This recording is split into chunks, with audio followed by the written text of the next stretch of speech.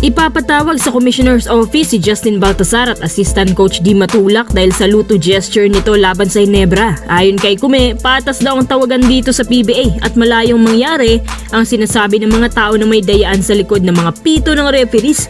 May isang netizen na nakapag-upload ng video na kung saan makikita nga na silang dalawa ay parehong may hand sign na luto at huli na rin nung nakita ito ni Kume kaya ngayon lang din sila ipapatawag.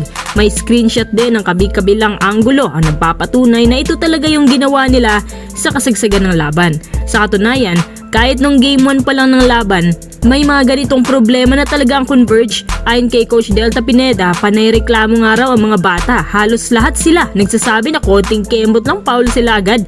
Grabe talaga yung mga flops. Kaya sinabihan na lang sila ni Coach Delta na wala na tayong magagawa. Kailangan na lang lumaban sa game 2 para umusad.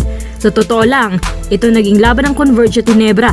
Ang isa nga sa mga pinaka-exciting matches ngayong season at binigyan nga nila ng magandang laban ang Ginebra. Muntik na nga sana nilang natalo ang Ginebra sa game 2 at pati sa overtime game pabor pa din sa kanila pero dahil sa mali-maling desisyon nila wala silang endgame kaya naisahan pa rin sila ng Ginebra sa pinakadulo. Tungkol sa sinasabi nila na may unfair calls, hindi natin pwedeng sabihin niya na wala. Kahit kayo, alam niyo naman siguro na may mga mali-maling tawagan talaga mga referees.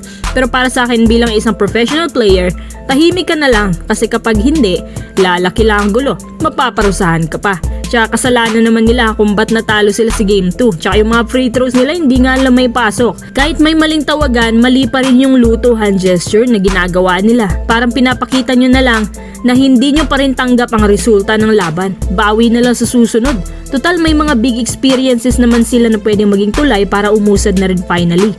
Ayon pa kay Kume, may fine down ginawa nilang to. Pero para makapag-explain sila sa kanilang side, kailangan nilang ipatawag at para masabihan na rin sila ni Kume na patas daw talaga ang mga tawagan sa PBA. Kung ako sa Converge, be professional na lang para wala nang gulo. Kahit ano pa man yan, wala ka na magagawa, ganun talaga. Tsaka lagi rin silang naiisahan sa mga flops kasi hindi pa nila alam na may mas malalaking taktika pa pagdating sa playoffs. Sa magkaibang interview, tinanggap naman din daw ni Balti ang kanyang pagkakamali at naintindihan din naman ni Kume na bunga lang yun ng frustration nila. Kasi nga muntik na silang manalo pero natalo pa. Sa susunod na araw asahan na natin na may headline naman ng taga Ginebra yung issue ni Balti.